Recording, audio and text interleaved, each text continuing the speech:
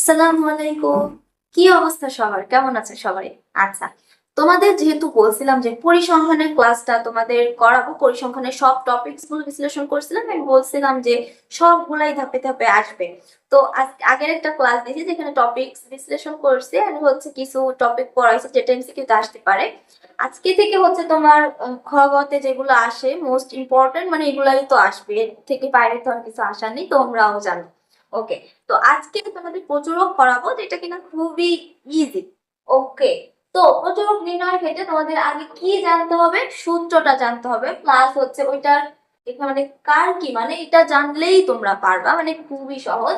ওকে, তো প্রচুরক নির্ণয়ের সূত্রটা কি? L plus F one by F one plus M two into H. এখানে কি কি? এল সমান কি? প্রচুরক শ্রেণী নিম্ন সীমা।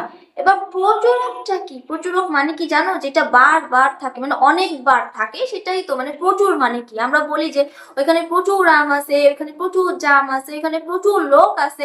প্রচুর মানে কি? মানে অনেক, মানে যেখানে অনেক থাকে সেটাই তো প্রচুরক। তো যে শ্রেণীতে অনেক বেশি বার থাকবে, যেরকম তোমার একটা সারণী থাকে, এই যে দেখো যে শ্রেণী ব্যক্তি গণসংখ্যা থাকে, যেখানে বেশি বার থাকবে সেটাই হচ্ছে তোমার প্রচুরক শ্রেণী, তাই না? তো কি বলছে যে প্রচুরক শ্রেণী নিম্ন সীমা এল। ওকে, পাশেরটা দেখার দরকার নাই কি বলছে, আমি জাস্ট পরিচয়টা আগে দেই যে কোনটা কি। এল সমান কি? প্রচুরক শ্রেণী নিম্ন সীমা। আচ্ছা, প্রচুরক শ্রেণীটা বুঝলাম, তার নিম্ন সীমা মানে কি? যেটা হচ্ছে ফার্স্টে থাকে। নিম্ন সীমা উচ্চ সীমা মানে কি? যেটা কম, আরেকটা হচ্ছে বেশি, তার মানে কি শ্রেণীর গড়। আর এরপর মানে কি? প্রচুরক শ্রেণী গণসংখ্যা মাইনাস প্রচুরক শ্রেণী পূর্ববর্তী। পূর্ববর্তীটুকু মনে রাখবা যে F1 আর F2 হচ্ছে দুটাতেই সেম, যে প্রচুরক শ্রেণীর গণসংখ্যা থাকবে, মাইনাস F1 হচ্ছে প্রচুরক শ্রেণীর পূর্ববর্তী শ্রেণী গণসংখ্যা, আর F2 দেখো প্রচুরক শ্রেণী গণসংখ্যা মাইনাস প্রচুরক শ্রেণী পরবর্তী শ্রেণী গণসংখ্যা। F1 মানে হচ্ছে পূর্ববর্তী, F2 মানে হচ্ছে পরবর্তী। F1 এ হচ্ছে তোমার প্রচুরক শ্রেণীর যে গণসংখ্যাটা থাকবে, আমরা এলটা কি দেখলাম যে প্রচুরক শ্রেণীর নিম্ন সীমা, মানে যেহেতু দুইটা ধাপ থাকে এটা তো পরে অবশ্যই বুঝাবো। ওকে, তো বুঝলাম এইচ মানে কি? শ্রেণী ব্যবধান, এটা তো খুবই মানে জানি আমরা। আচ্ছা, তো আমরা এখন সারণী থেকে প্রচুরক নির্ণয় করব। সূত্রটা জানলে কি বলছি যে খুবই সহজ, তোমরাও পারবা। এখন আমি যদি নাও করে দিই। ওকে, তো এখানে আমরা কি করব যে আমি আনসার লিখি যে প্রচুরক নির্ণয়। আচ্ছা,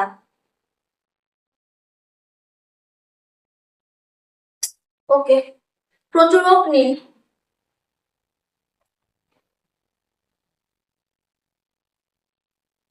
প্রচুরক নির্ণয় আমরা কিভাবে করতে পারি? এখানে কি লিখবো যে প্রচুরক শ্রেণীটা কোনটা দেখো তো। এখানে গণসংখ্যা 4 বার আছে, 11, 13, 19, 8, 5। আমরা ফার্স্টে দেখবো যে কোনটাই সব থেকে বেশি বার আছে, সেটাই তো প্রচুরক শ্রেণী। দেখো যে বিশে মানে সারণীতে কি লিখবো? সারণীতে প্রচুর মানে সবচেয়ে বেশি বার আছে 19। সবচেয়ে বেশি গণসংখ্যা, দেখছো বাচ্চাদের মতো কি সুন্দর তোমাদের পড়ে পড়ে। সবচেয়ে বেশি গণসংখ্যা কোনটা? 19 বার, যা কোন শ্রেণীতে বিদ্যমান দেখো তো। 59 থেকে 63 শ্রেণীতে, যা 59 থেকে 63 শ্রেণীতে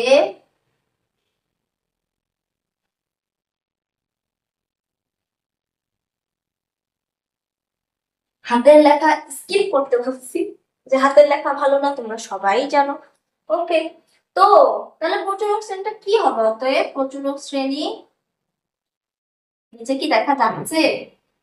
দেখা গেলে তো শেষ হবে। প্রচুরক শ্রেণী কোনটা? 59 থেকে 63 না? দেখা কি যাচ্ছে বলো? আচ্ছা, যেহেতু গণসংখ্যা 19 আছে, এটা হচ্ছে তোমার 59 থেকে 63টাই হচ্ছে প্রচুরক শ্রেণী। এবার প্রচুরকটা কি হবে দেখো।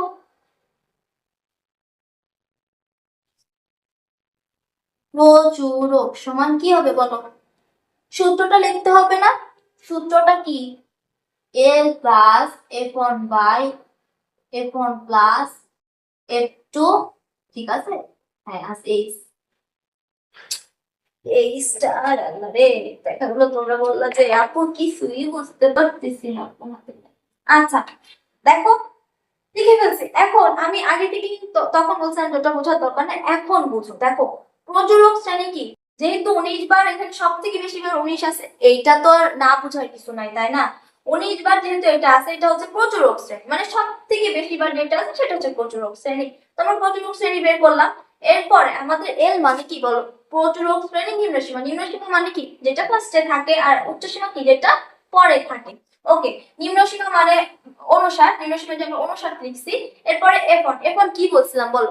প্রচুরক শ্রেণীর গণসংখ্যা। প্রচুরক শ্রেণীর গণসংখ্যা কত? 19। এখানে দেখো শ্রেণী ব্যক্তির গণসংখ্যা দুটাই আছে। আচ্ছা, তো এই যে 19 লিখলাম, এরপরে ওটা কিন্তু মাইনাস, ওকে, ওটা কিন্তু কি ভেবো না, ওটা কিন্তু মাইনাস প্রচুরক শ্রেণীর পূর্ববর্তী শ্রেণী গণসংখ্যা। দেখো আমরা কি একদিন কি বলছিলাম যে অঙ্ক মানেই নকল, তোমার সবকিছু কি থাকবে, তুমি জাস্ট দেখে দেখে লিখবা, এইটাও যদি না পারো বলো। আচ্ছা, তো দেখো পূর্ববর্তী শ্রেণীর গণসংখ্যা কত? 13 না? তো 19 মাইনাস 13 কত হয়? 6। এখন বের করছি।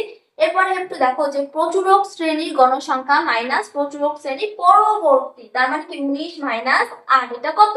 11। আচ্ছা, আর এই সময় শ্রেণী ব্যক্তি, দেখো শ্রেণী ব্যক্তিটা কি?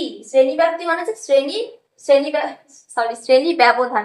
শ্রেণী ব্যবধান কত আছে? যে 44 থেকে 48, 49 থেকে 53, 54 থেকে 58, 59 থেকে 63, 60, 60, 61, 62, 63, কি শ্রেণী ব্যবধান 5 না? শ্রেণী ব্যবধান মানে কি বলতো? যে ওইটা থেকে নিম্ন সীমা থেকে উচ্চ সীমার যে ব্যবধান, মানে যে পার্থক্য কত, ওইটা হচ্ছে শ্রেণী ব্যবধান। আচ্ছা, এরপরে কি আর কিছু বোঝার আছে বলো? আর কি কিছু বোঝার আছে? আমি এবার পাতায় দিয়ে বসি। এল সমান কত? অনুসার প্লাস F1 কত বলো? F1 হচ্ছে 6, আর হচ্ছে F1 প্লাস F2 ইন্টু 5। আচ্ছা, 59 প্লাস 6/11 রাস্তায় কত? 12, 13, 14, 15, 16, 17। আচ্ছা, 5 আর 6 গুণ করে দিতে পারি না? যে 5 দিতে জায়গা নেই। আচ্ছা, 5 30। এরপরে দেখো, এটা তো তোমরা ক্যালকুলেটর দিয়ে করতে পারো, কিন্তু দেখো যে 17, আমি আমার কাছে মনে করো ক্যালকুলেটর না, আমি এখন কিভাবে করবো? দেখো 59 প্লাস 30/17, 17, ওকে, 17, 17 দুগুণে 34, মানে 2 বার তো যাচ্ছে না, তার মানে কি 2 থেকে একটু কম, তার মানে কি হবে জানো? 59 প্লাস 1 পয়েন্ট সামথিং 7, 7 কত? 7.6 হবে, মানে তোমরা একটু করে দেখো, বুঝছো? এরকম কিছু একটা হবে যে 2 থেকে কম, 1.5 থেকে বেশি হবে, যেহেতু কাছাকাছি 2 এর। আচ্ছা, তো এটা কি হবে? 60 দশমিক, এটাই কি আনসার না? তো কতটা ইজি, তাই না? আচ্ছা, তো আজকে প্রচুরটা শেষ। তোমরা বললো যে কোনটা সমস্যা হচ্ছে, আপু কোনটা এটা বুঝতে পারতেছি, এটা কমেন্টে লিখো, নাহলে আমি বাবা কিভাবে বুঝবো তোমরা বুঝতে পারতেছো না, তাই না? আহ, তোমরা ভুল ধরাই দিবা আপু, তোমাদের আমার কাছ থেকে যে তোমরা শিখবা এটা কিন্তু না, তোমাদের কাছ থেকেও আমি শিখবো, এটাই হচ্ছে কথা। আচ্ছা, আজকে আসি, আসসালামু আলাইকুম।